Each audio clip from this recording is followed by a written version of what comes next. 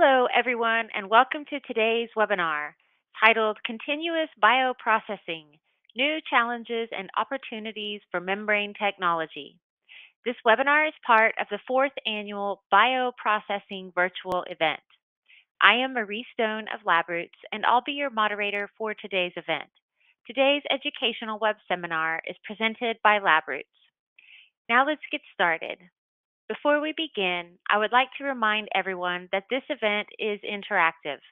We encourage you to first participate by communicating with other attendees using our new live chat feature during the presentation. You can find the live chat located at the right of your screen. You can also participate by submitting as many questions as you would like during the presentation. To do so, simply type them into the Ask a Question box and click Submit. We'll answer as many questions as we have time for at the end of the presentation.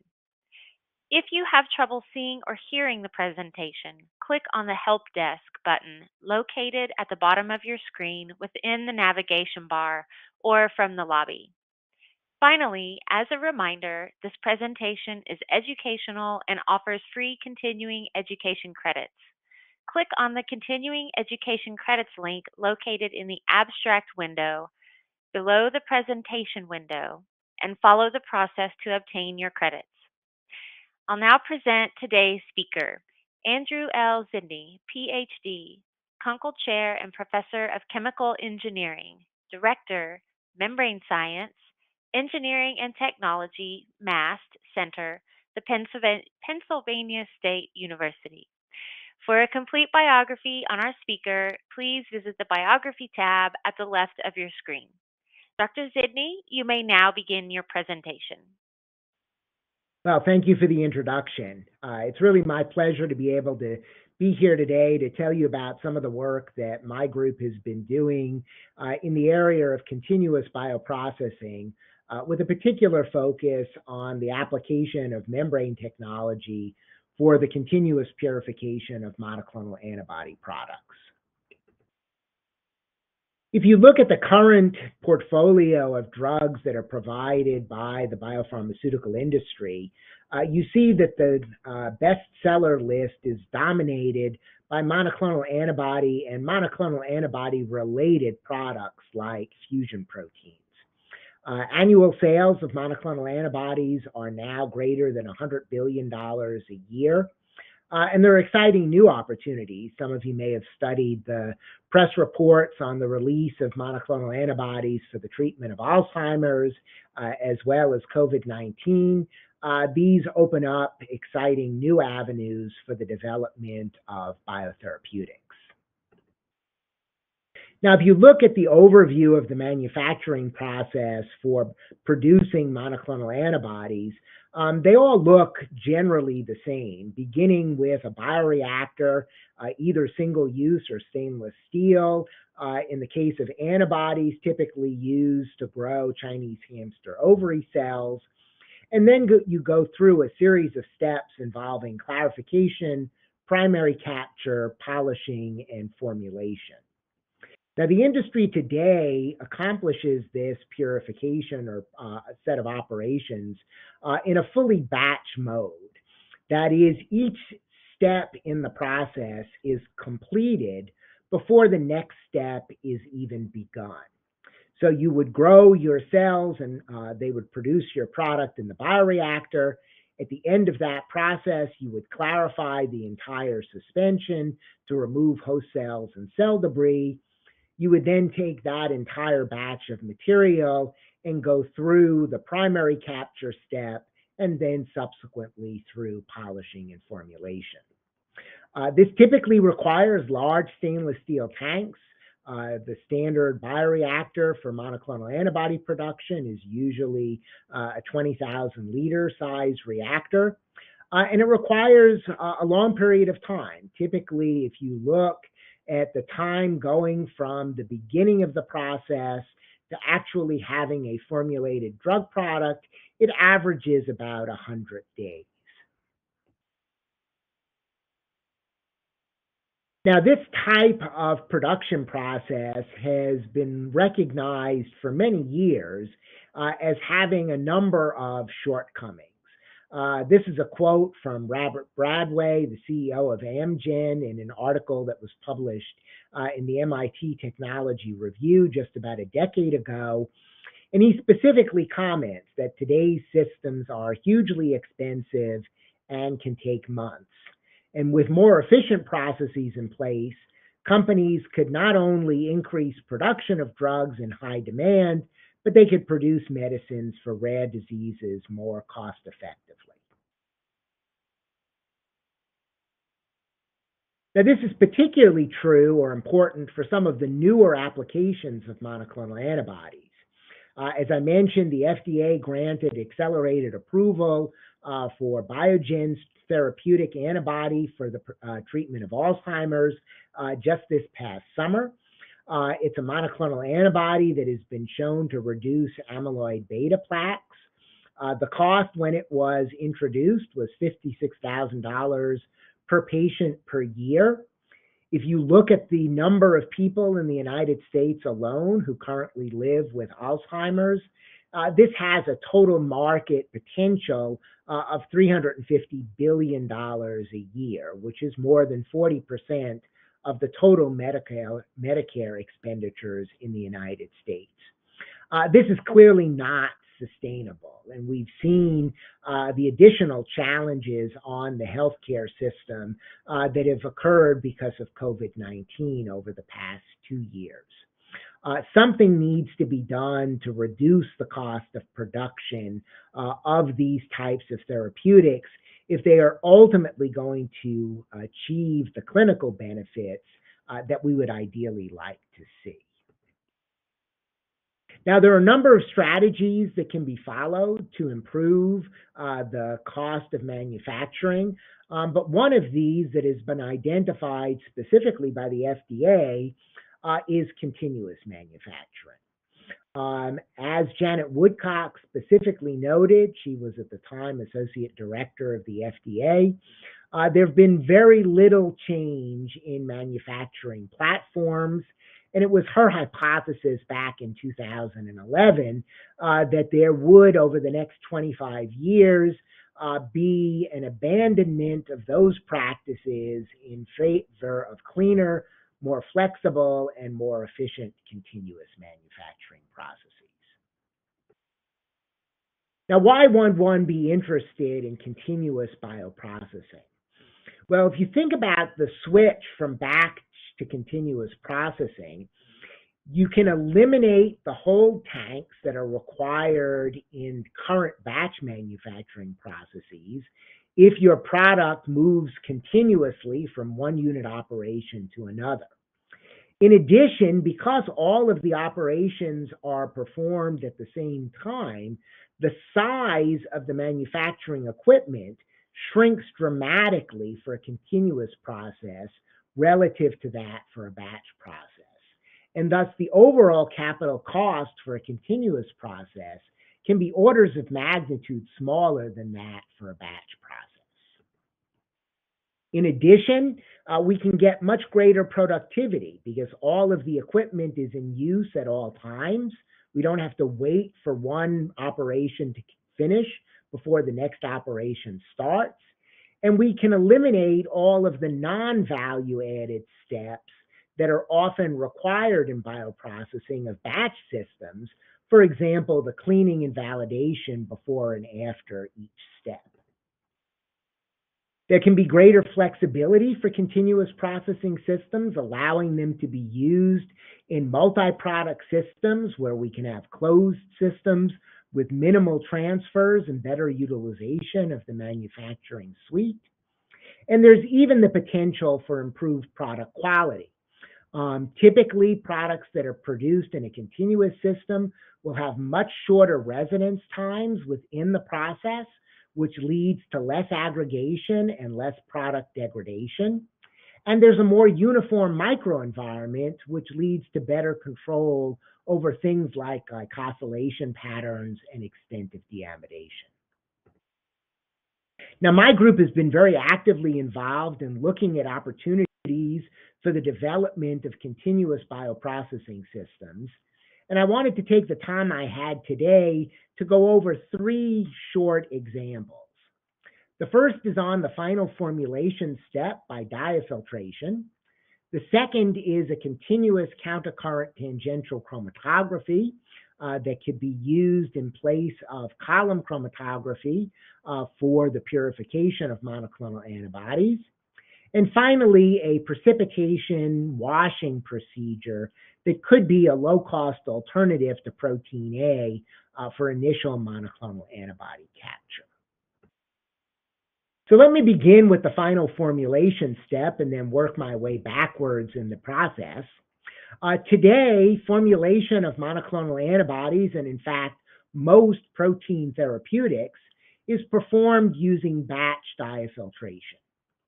In this case, our product stream is contained in a recycle tank in the system and is continuously recycled through a membrane unit that has very high retention for the monoclonal antibody, but lets both buffer components as well as water pass through the membrane.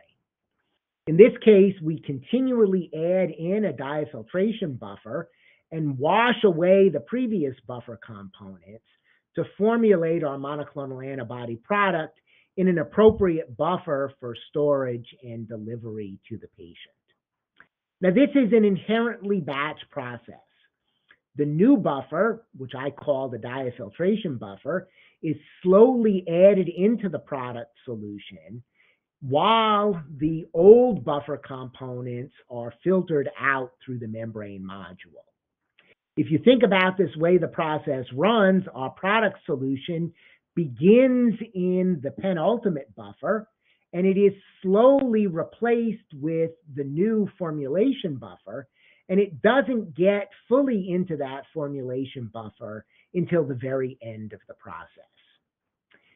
In addition, the product needs to be recycled multiple times through the ultrafiltration module, subjecting the monoclonal antibody to multiple pump passes, which could lead to degradation or aggregation and loss of quality in our antibody product. Now, how might we consider switching this to a continuous process? Well, in its simplest form, diafiltration is nothing more than a dilution combined with a concentration step. In the batch diafiltration process, we do that dilution and concentration simultaneously, so the volume of our product solution doesn't change with time. But in a continuous process, we could think about doing this sequentially, where we would take our antibody feed, dilute it with a buffer, and then reconcentrate it in a membrane module, which would remove the old buffer components and leave our antibody in the desired new buffer. Now, although this works in principle, it does not work in practice, because in order to get a 1,000-fold reduction in the concentration of any of the buffer components that are currently present with the monoclonal antibody product, you would need to use a diafiltration buffer flow rate that was 999 times larger than the flow rate of your antibody product. That's completely impractical. First, it would require way more buffer than one could ever utilize as part of a purification process.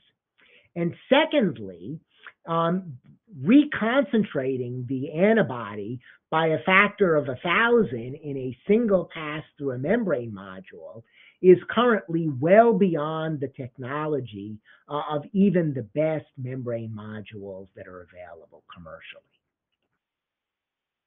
So instead, what we have decided to do is to look at a countercurrent stage diafiltration process that accomplishes the same thing. That is, we do our diafiltration continuously in a single pass through the membrane unit, but it functions in a practical way with relatively low flow rates of buffer and relatively low requirements for the concentration step by taking advantage of countercurrent staging. Now, this is a diagram of the process. In order to see the countercurrent staging, it's helpful to look at the flow rate of the diafiltration buffer and the monoclonal antibody separately. So the diafiltration buffer is added to the first module on the left, and we then take the permeate from that module, put it into the second module, and then into the third module. And thus, if we were to follow the flow of the diafiltration buffer, it goes from left to right from module 1, 2 to 3. In contrast, if we look at the monoclonal antibody, it's actually added into the third module, the one that's furthest to the right, and the retentate from that module is cycled back to the second module, and then the retentate that exits the second module is cycled back to the first module. Thus, the antibody is moving from right to left, countercurrent to the direction of the diafiltration buffer. This allows us to collect the purified or diafiltered antibody product out of the very first module, right where it is contacted with the diafiltration buffer. Each of the modules allows us to remove some of the penultimate buffer components, eventually getting to the desired degree of diafiltration, but we effectively reuse the buffer so that our overall buffer requirements are kept quite low. For those of you with a chemical engineering background, this is in many ways analogous to the operation of mixer settler systems for staged extraction, where the settler is being replaced by the membrane module, and the mixing actually occurs in small static mixers that we use to mix the diafiltration buffer and the monoclonal antibody product right at the exit to each of the membrane modules. The countercurrent staging, as I mentioned, allows us to get high performance with relatively little buffer flow in the system. So we used a model system to demonstrate the capability of this device. In this case, we used vitamin B12 as a model impurity because it's very easy to detect by a colorimetric assay. We performed our diafiltration with an IgG or antibody feed at a concentration of 120 grams per liter that contained 2,800 milligrams per liter of vitamin B12. And these are the results for the vitamin B12 concentration in the diafiltered product that leaves this three-stage diafiltration process. As you can see, the concentration of vitamin B12 is perfectly stable over a 24-hour process. We ran this continuously without any cleaning or regeneration of the membrane module. The vitamin B12 leaving this system is about 1,000-fold smaller than the vitamin B12 concentration in the feed. That is, we're removing 99.9% of the vitamin B12 in a single pass through the three-stage system. And this actually requires about 30% less buffer than traditional batch diafiltration processes for formulation of a monoclonal antibody product. Now, we can actually look at the optimization of this type of countercurrent stage diafiltration. It's really a trade-off between the number of stages and the amount of diafiltration buffer that we use in the process. And what I've shown here is the predicted values of the fold removal, that is, how much of an impurity can we remove, as a function of the flow rate ratio on the x-axis for a single-stage system, n equals 1, a two-stage system, n equals 2, and then a 3 and a 4-stage system.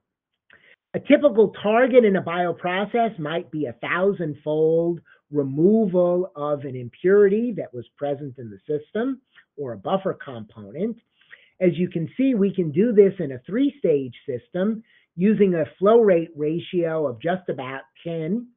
If we tried to do this in a 2-stage system, we would require about a 35-fold flow rate ratio, or a factor of 3.5 more buffer.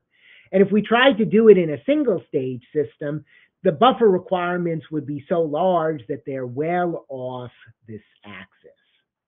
The symbols on this plot are experimental data. We had both a 2-stage and a 3-stage system that we built in our lab. And you can see that the data are in excellent agreement with the model calculations, allowing us to use this type of analysis to optimize the design of a countercurrent stage diafiltration process based on the cost of the membrane modules, which is proportional to the number of stages, the cost of the buffer, which is of course proportional to the buffer flow rate, and the targeted degree of impurity removal. Now I want to switch gears and talk about another example, countercurrent tangential chromatography. Most of you are probably familiar with protein A chromatography, which is used for the purification of essentially all monoclonal antibody products. In this case, one takes a protein A ligand, covalently links it to the pore structure of a chromatography resin, and then packs that into a column. You can then pump your antibody solution through that column, bind the antibody to the protein A ligand, wash away impurities, change the buffer conditions to elute the product, strip away any residual impurities, and then regenerate the column for a subsequent cycle. Again, this is an inherently batch process. You can't start the washing step until you've bound all your product. You can't start the elution step until you've washed away all the impurities. Now, there have been a number of attempts to make what I would consider to be pseudo-continuous chromatography processes using multiple columns that are configured so that you switch between one column and another. I'm not going to discuss those, but I'm going to instead focus on an alternative approach, which we have referred to as tangential flow chromatography. In this case, we take the chromatography resin, which are these large bluish particles. We use protein A ligands that are bound to those resins, but now instead of packing the resin in a column, we actually use it in the form of a flowing slurry. And we flow that slurry over a membrane that allows us to filter out the host cell proteins while retaining the large resin particles that have bound the monoclonal antibody product. In principle, we could use the exact same approach for recovering the antibody. In this case, we would switch the buffer. The antibody would come off of the chromatography resin particles. It could be filtered through the membrane, and we would recover the purified and eluted antibody product in the permeate, while the resin particles are retained by the membrane and recycled back in the system. Thus, this new process of continuous countercurrent tangential chromatography, or CCTC, exploits the benefits of affinity binding in a chromatography step, but it uses countercurrent staging to improve the performance of the binding, washing, and elution steps to reduce the amount of buffer and enhance the yield of our antibody product.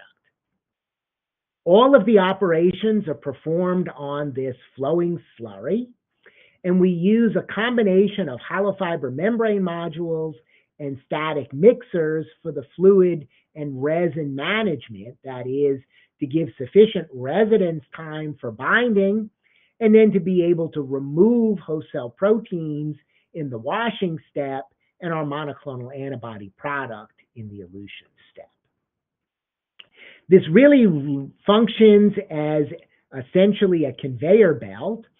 Our resin particles go through the binding step, then the wash step, then the elution step, stripping and equilibration. Here we've shown actually 2 wash steps at different conductivities.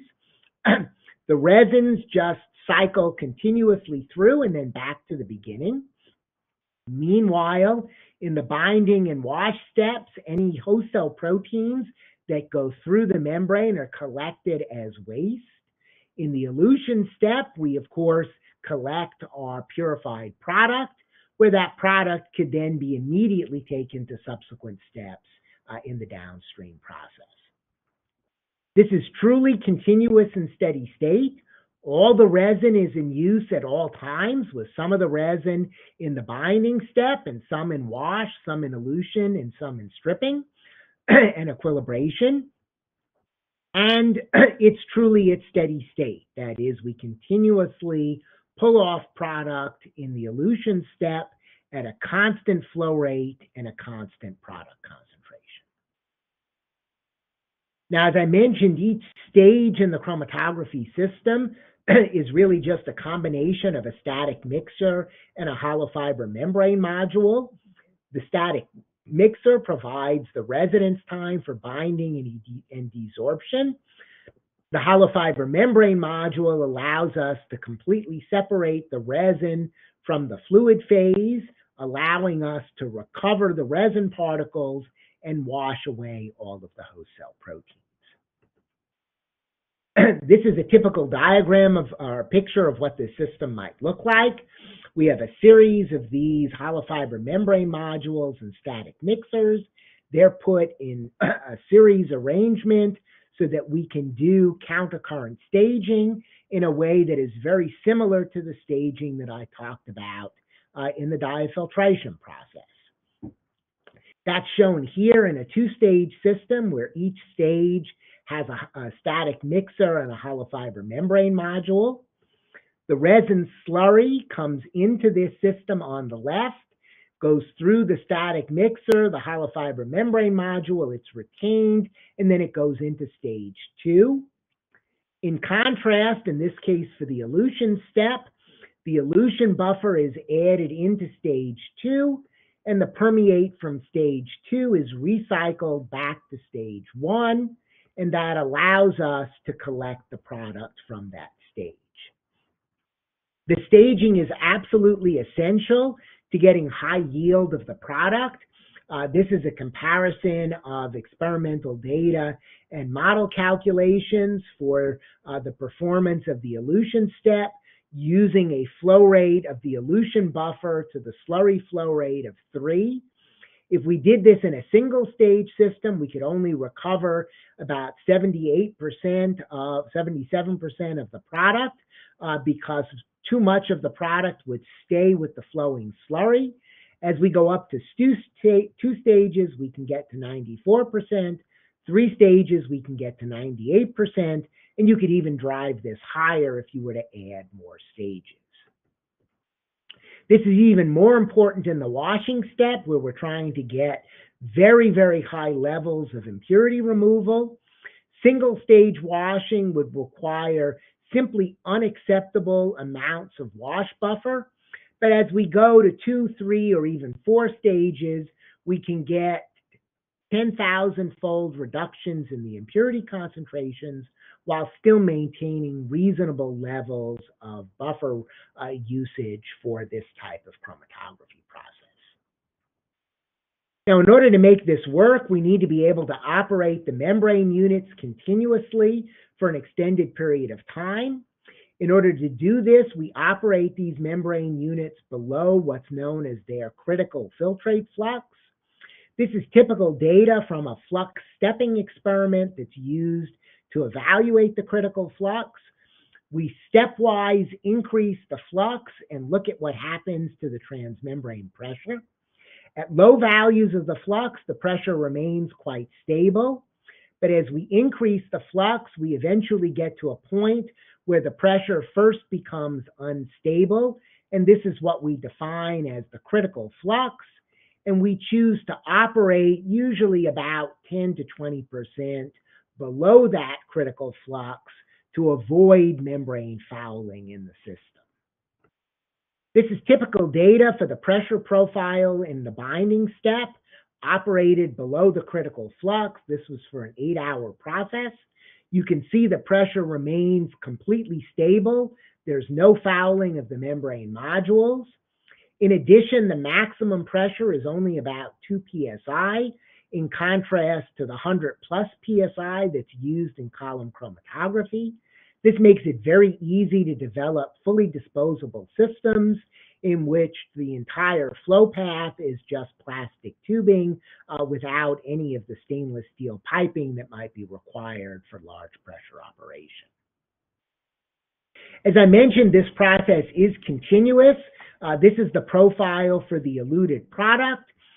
We start with an initial equilibration of the system where we're not generating any product.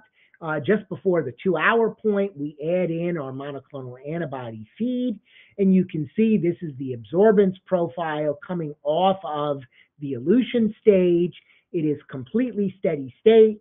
It's a short residence time process, meaning that there's less opportunity for protein degradation or aggregation, and it allows us to use this as part of a fully continuous downstream process.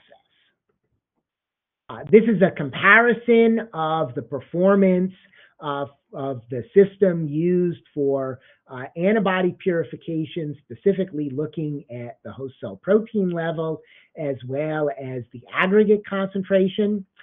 In our clarified harvest for this particular feed stream, we had 54,000 parts per million of host cell proteins as determined by an ELISA.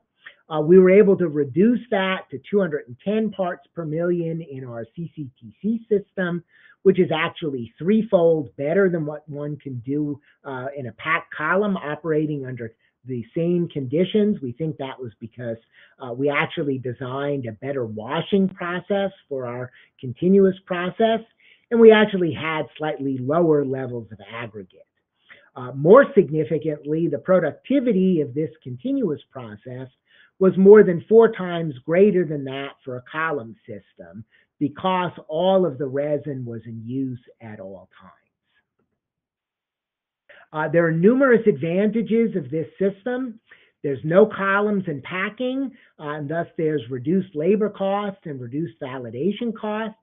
It's truly continuous operation, allowing us to get higher productivity. And as I mentioned before, it's a fully disposable flow path. In addition, there are a number of things we can take advantage of in this type of continuous chromatography system, which would be impossible in a packed column. Right now, packed columns typically use particles that are at their smallest about 45 microns in diameter. And the reason for this is that if you go with any smaller particles, the pressure drop through the column becomes exorbitantly high and can actually cause damage to the chromatography particles. This constraint, though, of pressure drop is completely eliminated when we use a flowing slurry, because the pressure drop for pumping a slurry of 45 micron sized particles is basically identical to that for using 25 micron particles.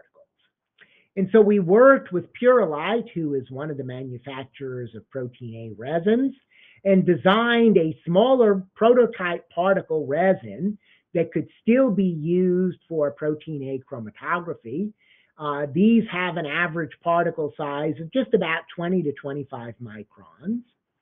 Because of the smaller particle size, it is much shorter time required for the antibody to diffuse into the center of the particles to bind to the protein A ligand. And thus we could get much shorter residence times in our binding step compared to what one would achieve with 45 micron particles. And this smaller residence time allows us to develop a higher productivity continuous chromatography system. In this case, we were comparing a column with 45 micron particles to our continuous system with 45 micron particles, and then our continuous system with 25 micron particles.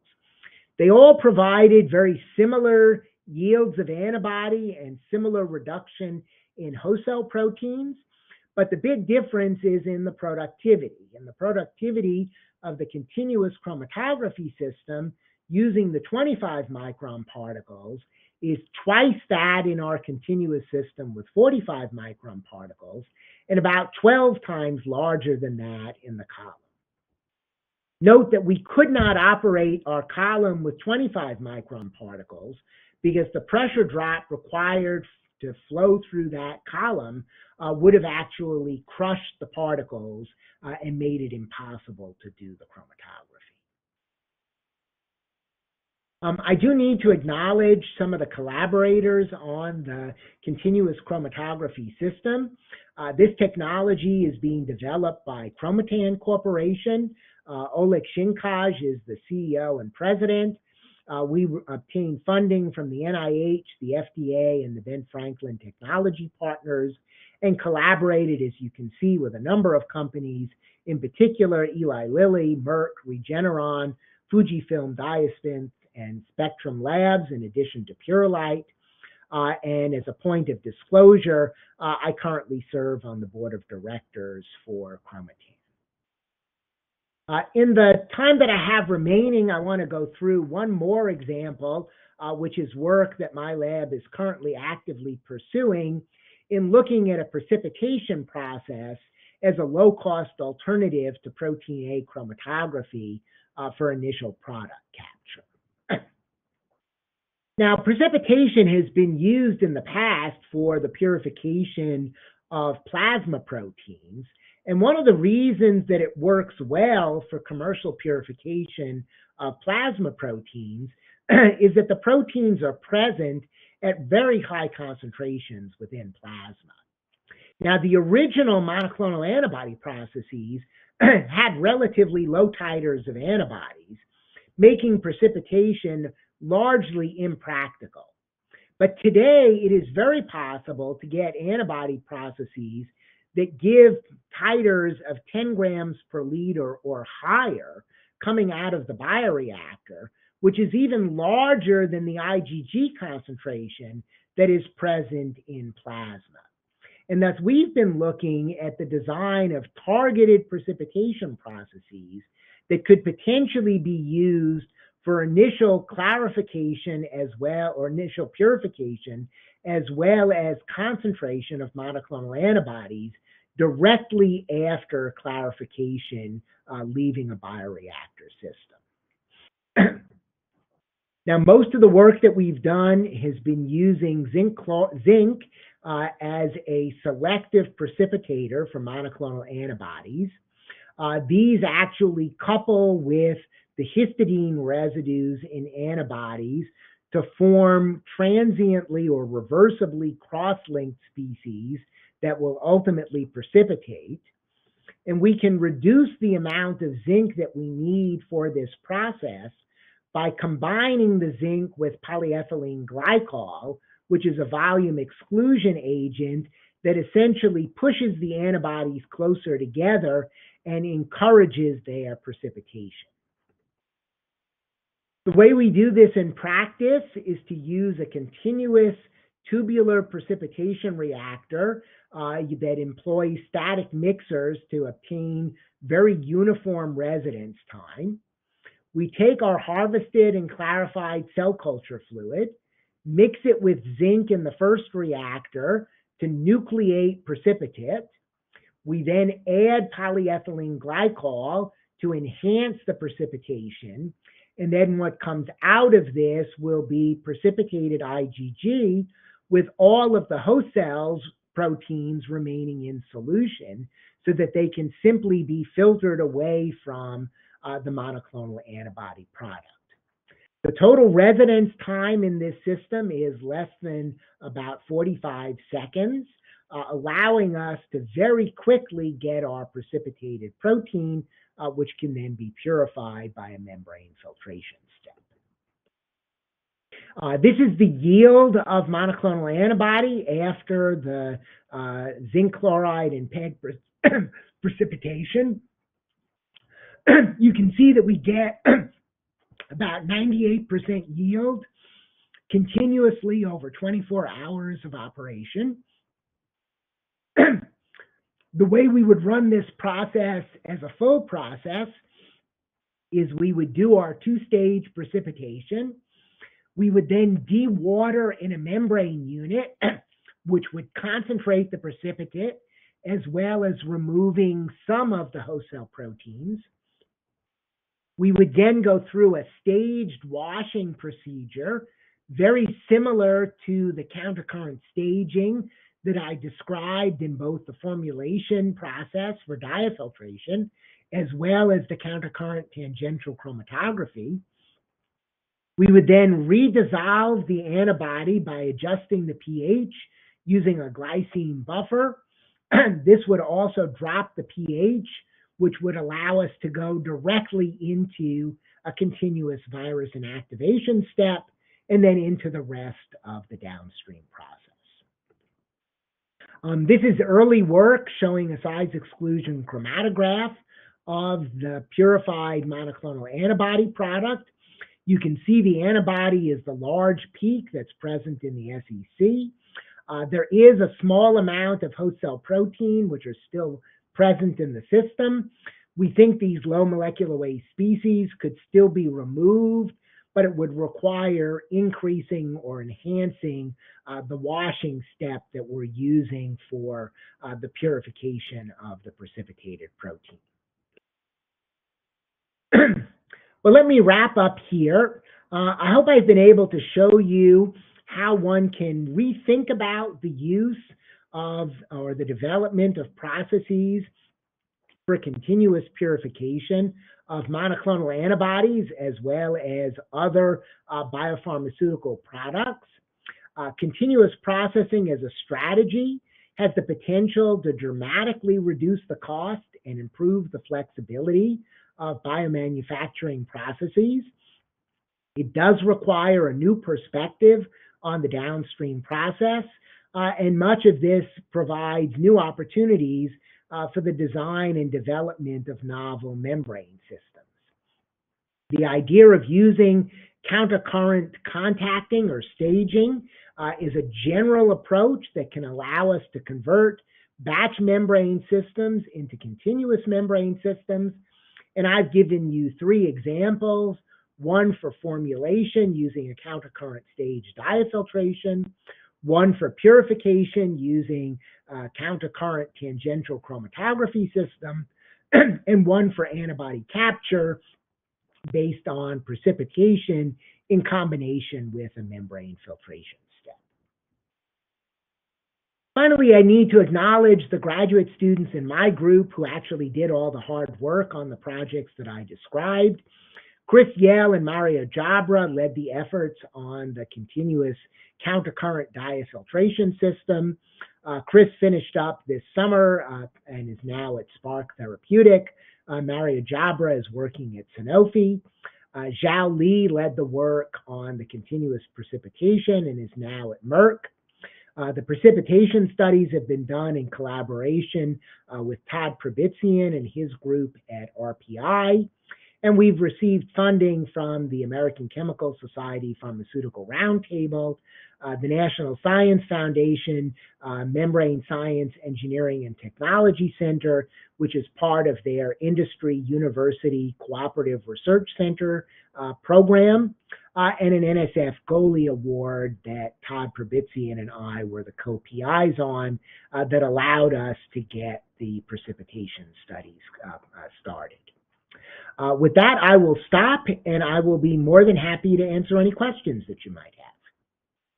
Thank you, Dr. Zydney, for your informative presentation. We will now start the Q&A portion of the webinar. If you have a question you'd like to ask, please do so now. Just click on the Ask a Question box located on the far left of your screen. Let's get started. First question is, did you check another ion for selective precipitation?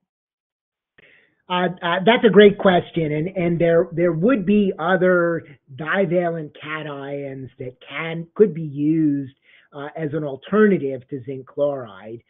There's some literature on the use of calcium that has shown reasonable performance.